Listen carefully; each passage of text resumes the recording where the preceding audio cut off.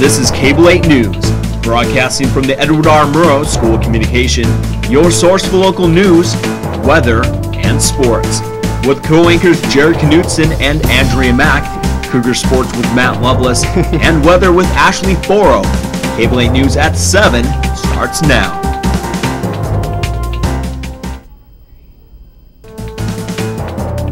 It's Friday, September 29th, 2006. Good evening, I'm Jared Knutson. And I'm Andrea Mack. Thanks for joining us. Tonight, we'll give you an update about a rash of shootings across the nation.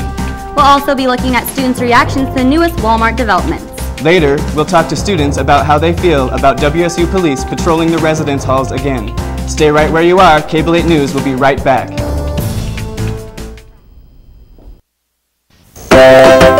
There was really only one boy, one girl, one tree, one forest, one ocean, one mountain, one sky, and one simple way to care for it all.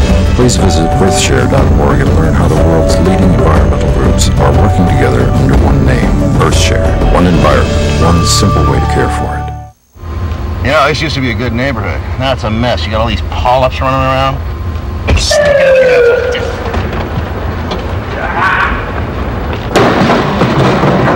Colon cancer almost always starts with the polyp. Get the polyp early and stop colon cancer before it even starts. Where'd you think you were running to, huh? I didn't even see you guys there. Get the test, get the polyp. I want to talk to my lawyer! Get the cure. I got a phone call! Horrifying details are emerging about what happened in a standoff situation at Platte Canyon High School. 54-year-old Dwayne Morrison took 6 girls hostage and eventually shot and killed 16-year-old Emily Hayes before killing himself. Morrison was armed with 2 handguns and claimed to have explosives in a backpack. Police say he sexually assaulted each girl before releasing 4 of them one by one. Morrison did approach a male student and asked about the identities of supposed list of female students. Investigators are also looking into possible rumors that Morrison may have researched his victims on MySpace.com. At this point, police have no idea why Morrison chose his high school. More people are logging on to networking websites like Facebook. Cable 8's Ashley Foro has more on what can happen if you aren't careful with your profile. Networking websites like Facebook and MySpace are great tools to keep in touch with your friends. Recently, the Facebook had a makeover, and many students don't like the new features. With the stalker book and those mini feeds. Well, the news feed is really creepy to me. I can see what everybody's done to their page throughout the day now. I just don't like people being able to see what's going on in my life, or if I write something on someone's wall. I mean, I know you can erase it, but I don't know, it's just kind of a bad feature. There are 2 types of stalking. Rick Perriner defines cyberstalking, which has become a problem in recent years. Lewd or suggestive in a sexual nature or make threats. Perriner says cyberstalking can turn into actual stalking, which can be a matter of life and death. A double homicide suicide back December of last year, and it was a direct result of a stalking incident. Samantha Armstrong says one should be aware of what is on their profile because you never know who might be checking you out. Focusing on what do you want, how are you portraying yourself, how does this come off? Facebook is not just for students anymore. Many companies are using the website as a reference tool. Employers are going to look at that and say, without knowing you, first impression, this is how you're portraying yourself. Why would we even bother interviewing this person? Currently, WSU administrators do not use Facebook as a tool to bust illegal student activities. But next time you log on to Facebook, remember, someone you don't know may have their eye on you. For Cable 8 News, I'm Ashley Foro. A Wisconsin school principal is in critical condition after a student opened fire today. Authorities say a custodian saw the 9th grader walk into the school with a handgun and shotgun. The principal confronted the teen, who fired 3 shots, each hitting the principal. The student is in custody, and there are no word yet on any possible motive. The schoolhouse is grades kindergarten through 12. Younger students were sent home, while students 9th grade and up were taken to a gym. No students were harmed in the attack. The unnamed gunman wanted in the shootings of 2 Florida sheriff's deputies is dead. According to Polk County Sheriff Grady Judd, the suspect was found in hiding in some thick brush earlier this morning. The suspect refused to show his hands, so authorities opened fire. Judd says the suspect had the gun belonging to the deputy killed yesterday. The other deputy was only wounded to the leg, and a police dog was killed. The sheriff says they've matched the man's face to the suspect. The incident all began when one of the deputies stopped the man for speeding in Lakeland, and the deputy was suspicious of the man's ID. WSU police will be back in the halls this weekend. We went on campus to see if students think police should be able to patrol the residence halls. I don't think so. I think it should be just the WSU police, because the outside police don't really, unless it's like a major problem, I don't think they should be involved.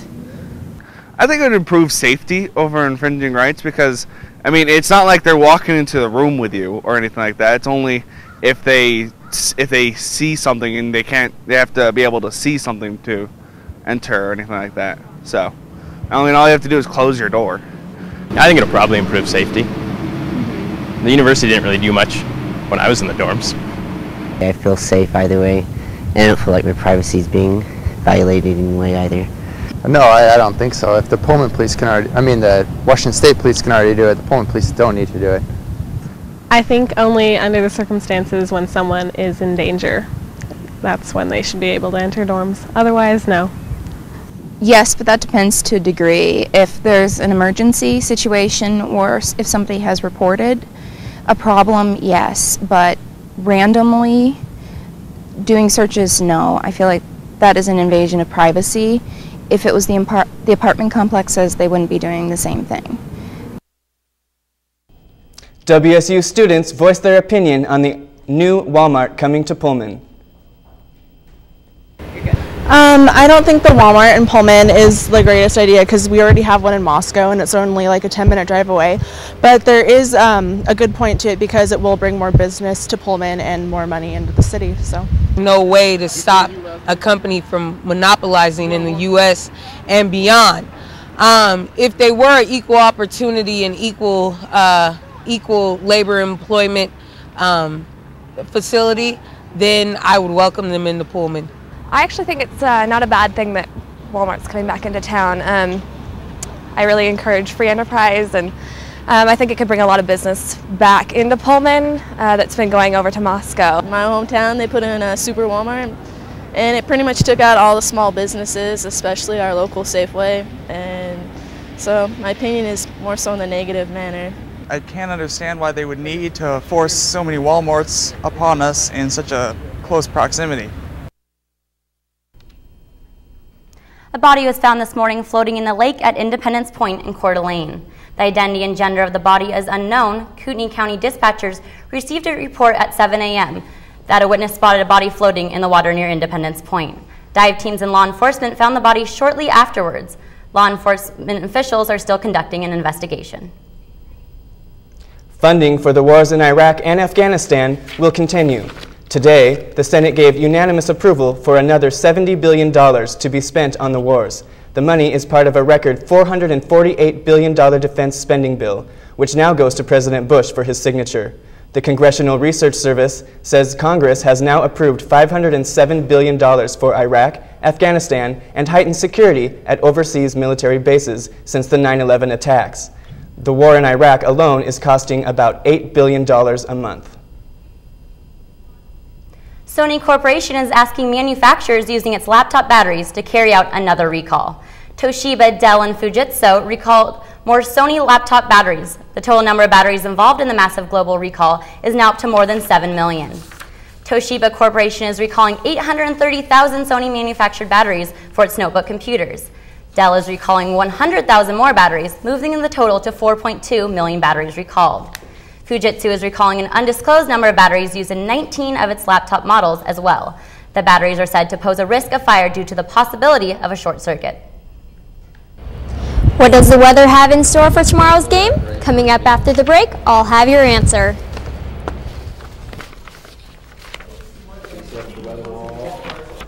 There are a lot of real simple things that people can do to protect themselves and their families. Making sure you have a communications plan with your family is important. Store water and non-perishable foods for at least 3 days. Have a flashlight, extra batteries. Also having, prescription drugs available. We're talking the simple necessities of life.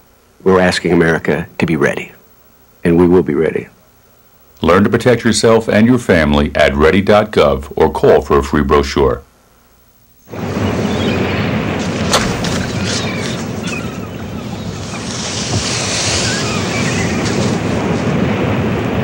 Check it out, man. What is that? It looks like someone's belly. Probably lost it walking on the beach. Man, just leave it. Let's go.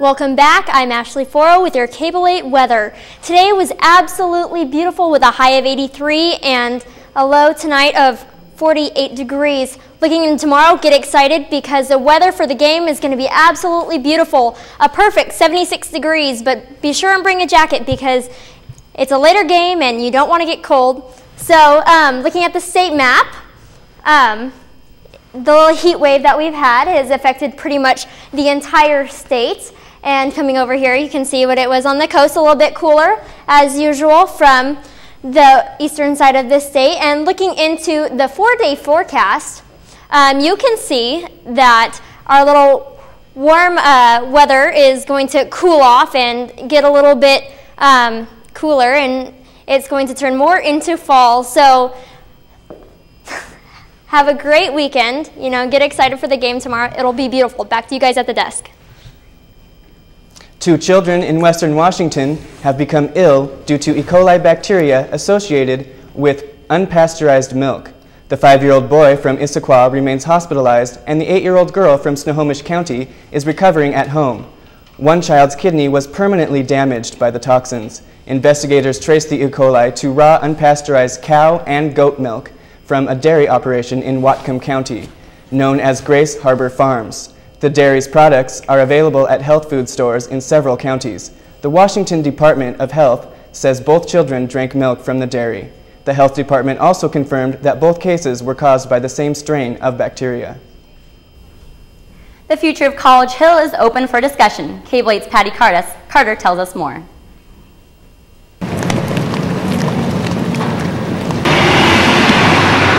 The City of Pullman and WSU are teaming up in a $15,000 survey addressing issues on College Hill. The survey is going to be kind of quick and dirty.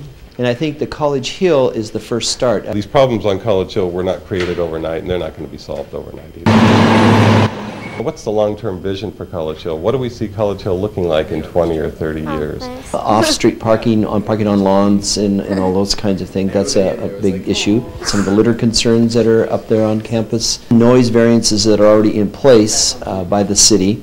The question is whether there's already enough dwelling units on the College Hill core area near campus or whether there's room for more. One of my big issues is, I think, is safety of the students. I know there are some houses up there that are really full. Maybe it only has occupancy for 4 people, and I know there's like 10 people living in that house. I think it would be good if a lot more people could live closer to campus, but we have a pretty good public transportation system, so it's not that big of a deal. A lot of folks, they like to live on College Hill because their staff are faculty at the university, and it's convenient for them. College students should take more pride in their own living conditions. Having a pile of beer cans in the front yard isn't a good look. I feel like here, whether or not we choose to live that way, it's kind of accepted more to be a college student and to be a little bit messier, be a little bit louder. The university and the students here are an integral part of our economics, our viability, our life. So I think we need to all work together. That's our biggest industry in town. I'm Patty Carter for Cable 8 News. Canyon County residents are being asked to cancel their subscription to a local newspaper. A southwestern Idaho County Commissioner, Robert Vasquez, is upset with the Idaho Press Tribune for publishing a separate weekly in Spanish. Vasquez says the Tribune aims to profit from illegal aliens by publishing La Prensa Libre, which is Spanish for free press. He says the Press Tribune has taken another step towards dividing Canyon County. The Press Tribune publisher says the market is growing and the business want to reach this important demographic. The Press Tribune will launch the 10,000 copy for free distribution on October 6th. Do you consider yourself a stressful person? Find out what kind of effects stress can do to your body. Health Innovators International representative Dr. Leonard Meese will tell why stress can cause the same heart deterioration as cocaine. He says cocaine and stress cause adrenaline release into your body, which is known to cause increased tension on your heart. Dr. Meese will be in Pullman Tuesday, October 3rd from 1 to 2 p.m. at the Gladish Community Center. We've teamed up with the award-winning Cable 8 sports show Inside the Lines to give you all the news from the sports world and a look into tomorrow's game against the USC Trojans. Cable 8 News will be right back. All the work that I have to do, I don't have any time to actually find this. Oh, and it's like a foot away from the trash can. Okay, yeah, hang on a second, you won't believe this. Please tell me somebody didn't just drop that there. My husband would freak if he saw this. Yeah, well, it's been there a while. Really? Yeah. Oh. Man, I'm like this close to throwing it away myself. How long is there another break? To the trash can. Don't just take a stand. Act. How long the is most that powerful way is to simply register and vote. Do you think there would be enough time for have Matt come back over here and switch chairs so I can have the power?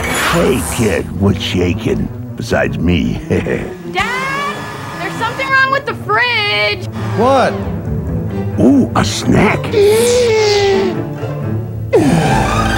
Got energy hogs in your house? Now you have the power to do something about them. Log on to energyhog.org. Because nobody likes an energy hog. Hey, they got Charlie! Eh, who cares? What's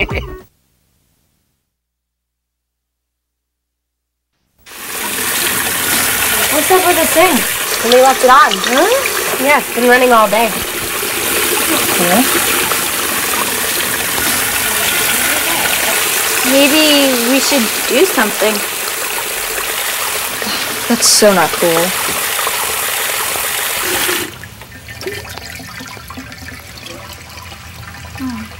Don't just take a stand. Act. The most powerful way is to simply register and vote.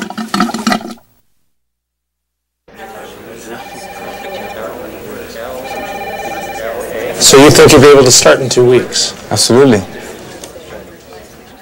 Very impressive, Mr. Gonzalez. We'll be in touch. Thank you. It was nice meeting you both. Thank you. Good luck. Thought he was pretty good.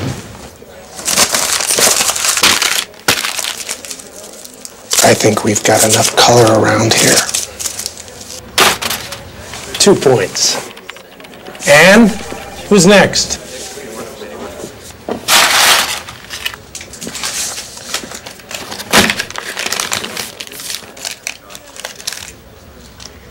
You dropped this. Imagine the power of one voice. Find yours at freedomcenter.org. Welcome back, Cougar fans. We're broadcasting sports live today, straight from the ITL desk. I'm Matt Lovelace. Let's kick it off. This weekend, one of the most prolific teams in college football history will visit Pullman. The USC Trojans have won 48 out of their last 50 games, which includes 2 national championships and 3 out of the last 4 Heisman Trophy winners. Jay Tust has more. This Saturday, the Cougars will take on their second-ranked opponent this season in the USC Trojans. Having learned from their last loss to second-ranked Auburn earlier this season, the Cougars look to be better prepared this time around. We weren't happy about the way things went down at Auburn.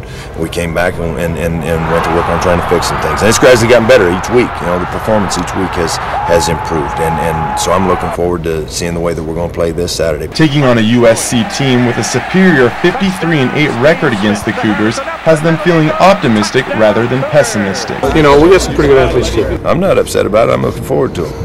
Something else Cougar coaches are looking forward to is not having to defend last year's Heisman Trophy winner. You know, I went home for dinner last night and I sat down and I was eating and I turned on the TV and I saw Reggie Bush.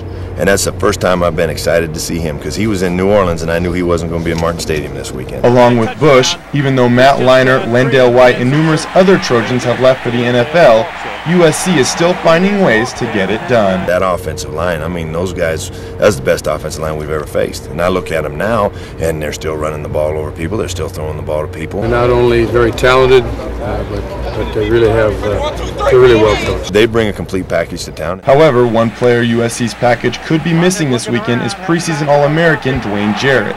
Jarrett suffered a strained shoulder last weekend in USC's victory over the Arizona Wildcats. Coach said he's probably going to be out for this week. Idaho would like to run the ball. But I think if the game is close, they'll get that needle out and they'll get him back in there.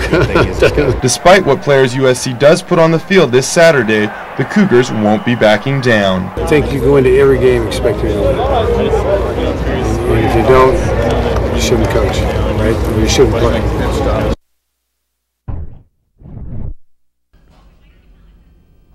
Thanks, Jay. Let's hope we can pull out another upset. Well, Pullman High football continues their march for a state championship repeat. The undefeated Greyhounds are taking on the Medical Lake Cardinals tonight on the road. Last week, the Hounds took down West Valley of Spokane 34-13. Despite key departures, Pullman is looking much like the team that won the championship last winter, scoring 36 points per game while giving up less than 10. Medical Lake is 1-2 overall and 0-1 in conference play. Cougar volleyball can't stop USC's undefeated season. The 5th-ranked Trojans took the match 3-1, handing the Cougs their 4th straight loss and 3rd in Pac-10 play. Senior Kelly Rosen once again led all Cougs with 17 kills, and freshman Kelly Hyder equaled her career high of 29 digs. In the second game, the Cougs jumped out to an early 8-1 lead and held on to take that game 30-24. Trojans took control of the rest of the match, however, and a few Cougar mistakes to extend their season-long winning streak to 14 games. Cougs are underway tonight against number 3 UCLA. It's their 4th straight ranked opponent in the top 10. Well, going into tomorrow's football game, it's that revived defense that's getting fans excited. A big reason for that revival is their captain, M. Christo Bruce. The winning smile of one of the friendliest guys on the Cougar football team. But don't tell that to Stanford quarterback Trent Edwards, who saw the number 94 about 5 more times than he would have liked on Saturday. 5 sacks in one game. For many guys, that's a career, or at least a season. 5 sacks is good, but I'll take a win any day. And that's the attitude of WSU's lone preseason All-American on defense. Add that to sheer talent, and you've got a player making a big impact both on and off the field. The important thing to me is that he continues to be a disruptive force in every ball game. Certainly, if he's a disruptive force, we're a better defense. In the last 3 games, this Bruce-led defense has held opponents to just under 12 points a game. And he says he's looking forward to playing one last game in December.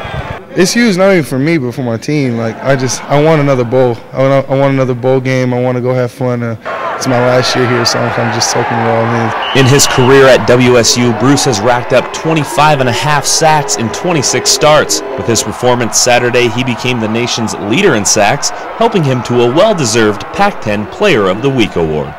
It felt real good. It was a goal and a dream that finally got accomplished. Yeah, you always would like to see your players do well, and it's important to him because he might have a chance at that next level. And if that next level comes calling, M. Christo will be more than ready to answer.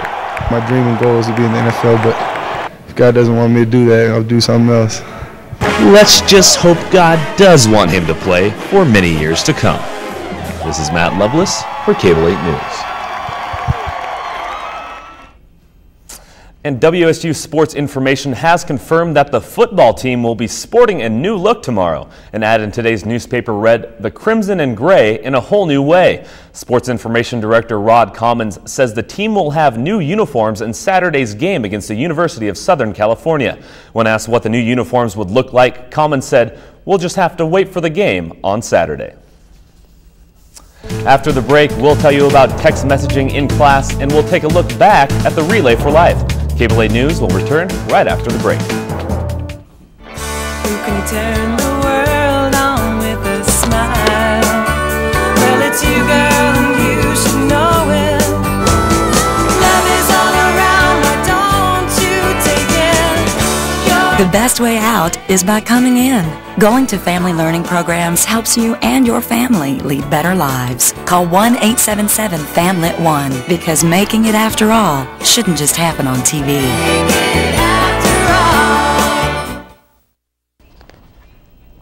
Text messaging has become a common social activity in the classroom, but is it affecting students' learning capability? Ashton Ether has more in this story. Communicating with the cell phone is an important aspect of our daily lives, but what about using it in the classroom? Did you know about the silent epidemic spreading around you? It is known as text messaging in the classroom. Sending and receiving these messages during a lecture has become a common occurrence in the classroom. The increase in this communication obsession is becoming a concern for some teachers at WSU. The Spokesman Review this morning ran an article on students that multitask don't retain as much information. So, are cell phones a nuisance, necessity, or maybe both? If you need to talk to somebody, you can call them. And if you're in the classroom, you don't need to be doing that. It gives me an opportunity to talk to my friends and just square things away. It might have to do with class, so I don't really think it should be a problem for the teachers as long as we're not really disrupting anything. If a student is text messaging and not paying attention and not interacting in the classroom, the people around them that can see that are also distracted. If you're not there to learn in my classroom, go away. Period. End of story. Next time you decide to take out your phone to text message in the classroom, just remember, you could be distracting someone else beside yourself. For Cable 8 News, I'm Ashton Ether. Hundreds of people walked the Newberry track last weekend to fight cancer. Cable 8's Amy Lasky has more.